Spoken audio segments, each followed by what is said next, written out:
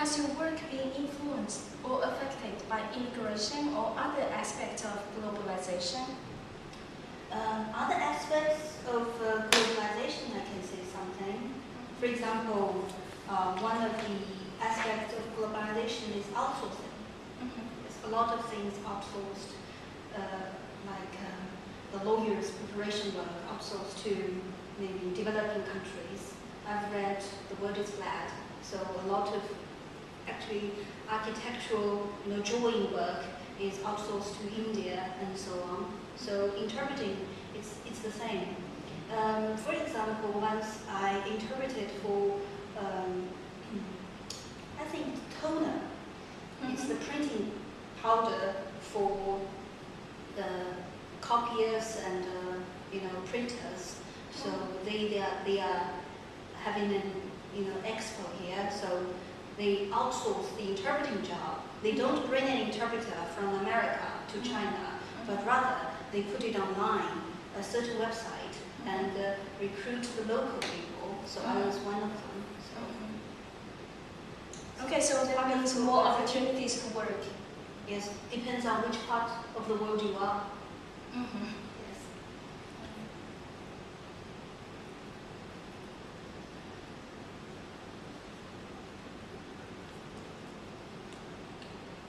As an interpreter, how does globalization and economic integration affect your work?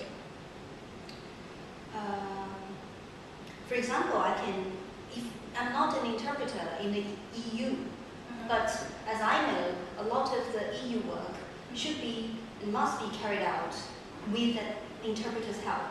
So that is part of the globalization, I think. And for China, because of its rising global status, so a lot of global meetings will be taking place in China, so there will be more job opportunities.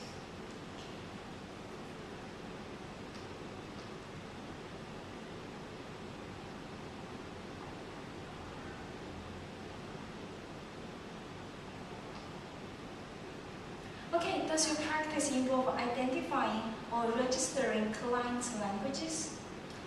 I think we have to identify and register both the clients and also the people the clients work with. I should say interpreting is a kind of work that provides service. So we have to be customer oriented, right? We have to know what kind of things to say and how we say it.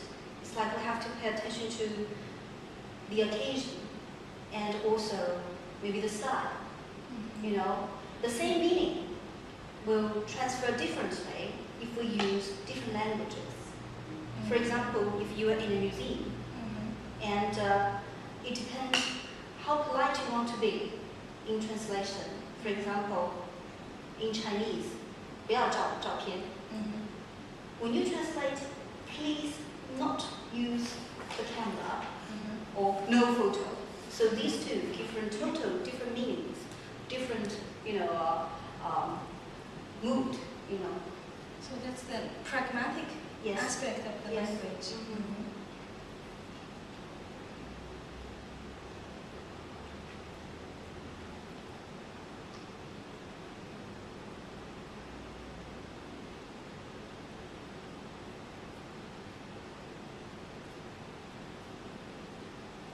So has your training as an interpreter been markedly more oriented toward either cognitive aspects or socio-cognitive aspects of language?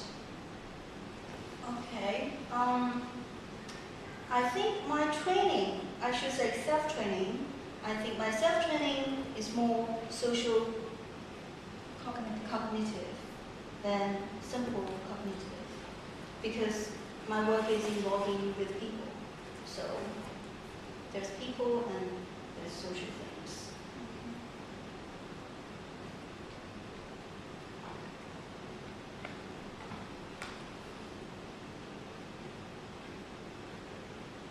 Are there professional standards or codes of practice in your area like interpreting? I think in China we do lack these kind of standards, and these are very important. For example, recently I've seen the AIIC standards, both for the interpreters and also for the employees. I hope that in China we can have similar standards. You know, one way is to make the market like more standard. And if one is not qualified, and this interpreter will not get the job. On the other hand, the employer will make things easier for the interpreter. For example, they will provide like existing documents and so on for the preparation of the interpreter. And they will understand that the interpreter will need some time to talk to the speaker beforehand and so on. So, because we don't have it. Now, a lot of people, they take it for granted. They think that the interpreter, without any preparation, they can do everything. They can interpret anything. Yes. So I think it's badly needed. And also for the uniform paycheck, you know, a lot of business people, they just want to grab the business, so they cut down the price, and eventually they cut down the payment to the interpreter. So it's very bad. The qualified interpreter won't accept this paycheck, so usually it is the not qualified ones take the job, but the job is done poorly. So it's like a vicious circle. It's not a good one. So the current practice is kind of like chaotic. Yes, chaotic. Because of the paying things. Yeah, there is not an established standard or system to do that. Yes, and a lot of clients, they are not aware of the issue of confidentiality. It's like the interpreter should keep silent, should keep the secret and so on. I don't think all of them know this.